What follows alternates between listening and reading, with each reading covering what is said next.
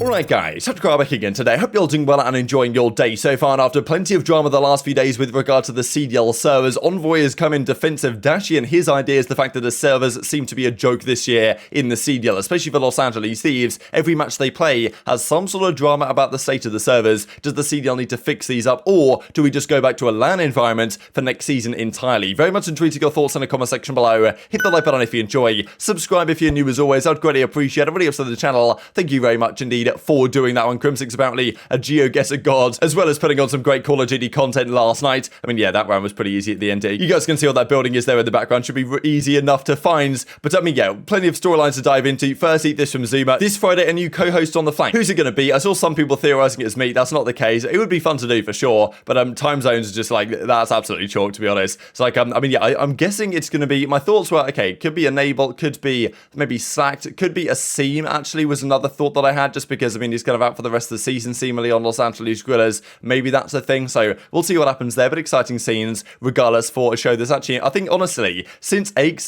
doesn't have the reverse sweep anymore on the kind of DeSoto side, like, he actually gives his kind of level-headed, reasonable takes that I really enjoy listening to on the flank instead, so I think it's actually elevated the level of the show a little bit lately. He's still trolling a little bit, don't get me wrong, but I think in general the show's got better the last few weeks. And this also from Hitch, kind of giving some insight into what might happen at the end of the season. Of course, Hitch loves to organise these kind of throwback tourneys. Been planning what I'm going to do during the off-season this year for around 3 months. If it works out, should be something special, fingers crossed. So that sounds great. I don't know if it's going to be some sort of LAN with pros throwback onto old games. Like, you know, we've seen this happen a few times to great effect. So I'm sure Hitch just got something rather good in the works here over the off-season, over these upcoming couple of months. This just wanted to mention also, as we talk about Clayster real quick, there's apparently like Neslo, a kind of legendary Call of Duty player from back in the day. Apparently there's 3 callouts in Vanguard that some challenges teams use that still refer to Neslo as a name. Like, it's kind of interesting because accuracy, for example, Lamar, like often every single game he'll get a couple of spots named after him. If it's like a head glitch all the way at the back of the map, that's often the Lamar spots. And apparently Neslo has some as well, and seemingly Fastballer's kind of been pushing for it, right? And Fastballer actually still around, so fair play on that front. Now this also, as Clay was mentioning here, because seemingly in the Rocket League side yesterday, they kind of went for a bracket reset type format. This was rather interesting because the crowd right here, like a phenomenal crowd, phenomenal event, and they were chanting bracket reset, trying to kind of will the team who was, I guess, in the losers bracket or coming from the losers bracket to reset their bracket. So the way that it's traditionally worked in Call of Duty is in the grand finals of a particular event, the team from the losers bracket has to win 2 series to win the grand final. The team from winners, because they haven't lost yet in the tournament, only have to win 1 series. That's how it worked in Call of Duty for quite some time. That's still how it works in the challenger scene to this day. But of course, in Call of Duty now, we do this best of 9 thing with no advantage for the winners bracket team, which I think can actually create a better viewing experience. But certainly, a lot of the pros are not happy that it's not being done now as it used to be done. And generally, the reason given by the CDL is that fans just don't understand, like, they can't wrap their head around this concept of them having to win 2 series or something. It's a bit confusing. But like, I mean, as Clay's saying, all the fans here, it's very reasonable and easy to understand it. It's been the case for years. Everyone in the crowd gets it. And Tim's like, nah, I'm hella confused, bro. I don't know what you're talking about, right? So I thought it was certainly interesting talking about it, what could be in the CDL going forwards, who knows? And speaking of some interesting stats as we discuss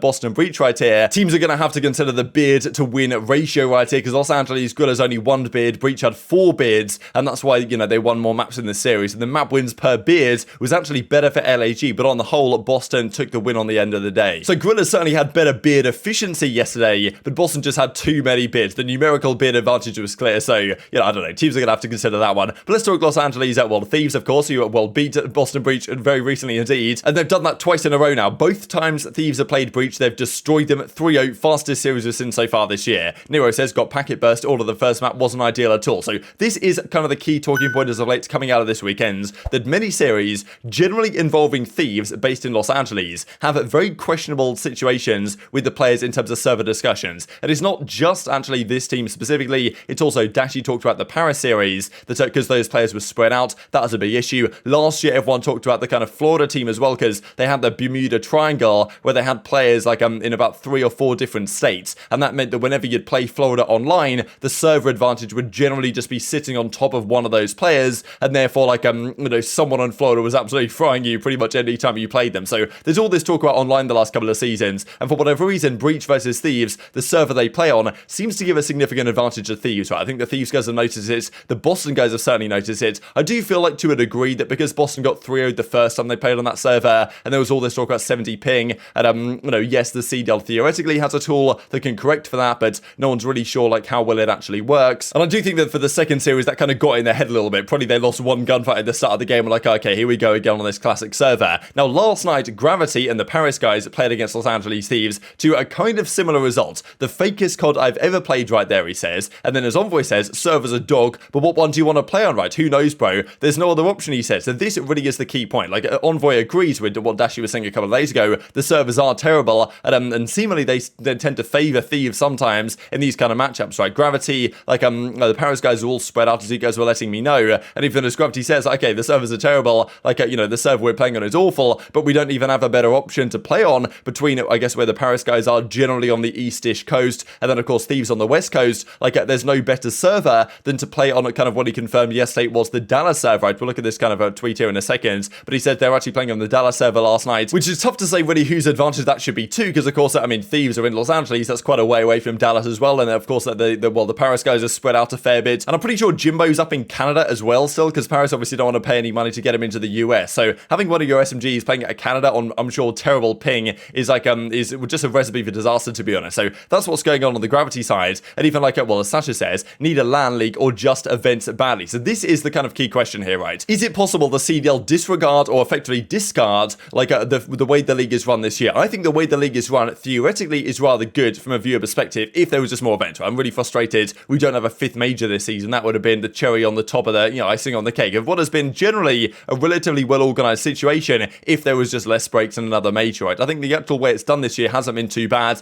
better than I think last year to a degree as well. But the ideal world is everything is done on LAN. This whole online thing needs to go away. We need to stop with this. The problem is with doing everything on LAN is that, okay, you've got to get every single player in the league out to, Columbus, Ohio, like they used to do it for, you can't really do this current format realistically in a LAN league situation, because what are you going to do? Fly all the players out to Columbus for the weekends, then fly them back, and then by the time they get home, practice for 2 days, got to fly out again? Like, it's not a realistic possibility, right? So they might have to do it another way if they were going to do a LAN league and effectively condense everything into a shorter period of time with longer breaks in between. Or the other option is just do events, right? And just do away with the league and just do events. The problem is, from that point of view, as from my perspective at least, is that the CDL loves its watch time. The viewing hours are very important for its metrics and its KPIs and what it can sell to sponsors. They need like the time streams, which they get doing the online league. So I don't really think they're going to do away with it, right? But a lot of pros actually would like this to be the case. Even Dashy said it in their Paris series, the league servers are a joke, fake gameplay being displayed. So this is like a key issue, I think, not just from the league, but also the players, right? I think it does also pose a risk to the players themselves, just because that, not in terms of like health or anything, but like if I'm Dashy right now and I'm thinking like, okay, every game I play, these servers are a joke, I'm seriously having issues, packet burst, whatever, like I'm lagging more than the other guy is, fake gameplay as Dashy describes, like is that going to get in their head, right? Do you play a series against New York, you lose 2 hard points, do you chalk that up to the servers are being dodgy, it wasn't really our fault for playing fundamentally not particularly well, right? So I think some players might fall into that trap, right? So there's a risk for some of these players that they would fall into this trap about effectively blaming the situation on the servers, saying that when we get to LAN we're going to be fine again, and that might not necessarily be the case for certain teams, right? So look, they probably have a point to a degree, but I can't imagine the impact is absolutely overwhelming as might be being described. So definitely tweet your thoughts on that one in the comment section. Well, that is the thing, right? Is it possible that qualifiers go to LAN next year? I think it's honestly unlikely that that happens for the reason that I described. Getting the pros out there the same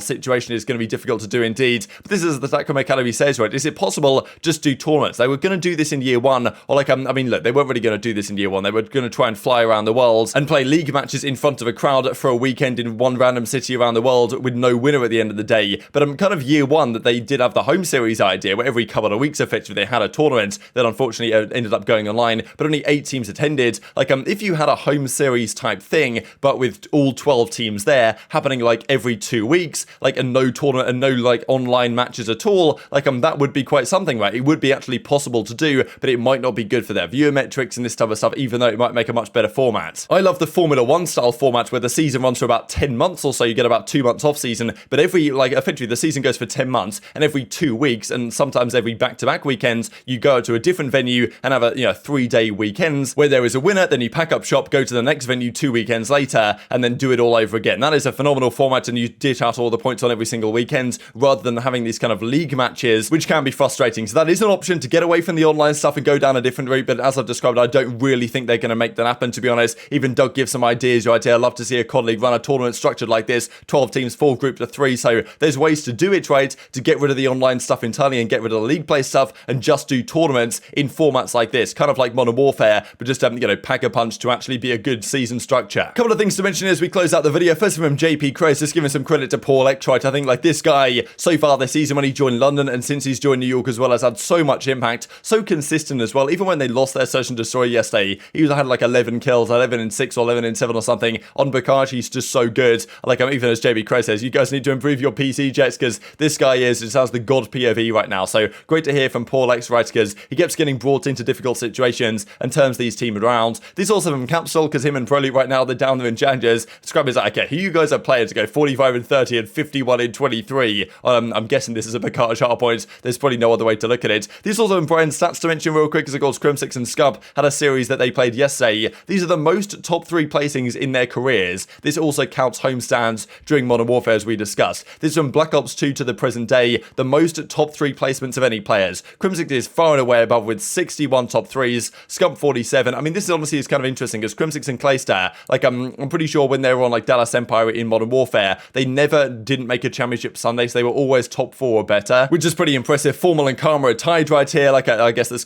how it's gonna be for their Call of Duty careers, which is kind of something. Like I mean, yeah, we go down to the bottom, we get Looney, Bance. I mean, yeah, Bance 16 at top 3 placing, which is quite something as well, given the fact that he makes it onto this list, not far behind some legendary names, but has never quite got over the line at the World Championship, for example. So I thought this was some great numbers here from Brian's stats. But that's going to do it for today. So very much enjoyed your thoughts on all this stuff in the comment section below. Hope you guys enjoyed the video. If you did enjoy it, hit on the like button, tell us the YouTube gods this is a good video, and also like you should see it as well, and help grow the competitive Call of Duty community. Thank you for watching as always, take care of yourselves, and I'll see you next time. I'm on front left right now. Nothing left. Nothing me. I'm on trench right now. No, just get in. 3-4. Okay, mid. I'm trench right now. Play live. No one 9. I'm in trench. Bottom mid still. Okay, I'm in trench. Bottom mid. I'm still in trench right now. Take me low mid. I'm in top mid. I'm staying in trench. I got trench. Nothing trains. I need one off a glide bomb, dude. If you get a code in, if you get a code in. Need someone to reveal their location to me first. They tried to nade me. I think they got it. Nothing me. They say, yep. They're all bottom mid. One's pushing me tower, 2 bottom mid. I'll kill the guy tower, 2 bottom mid. I had to kill myself. 2 bottom mid though. Push tower. Push tower. Okay, top tower. Not picking me. That's very big.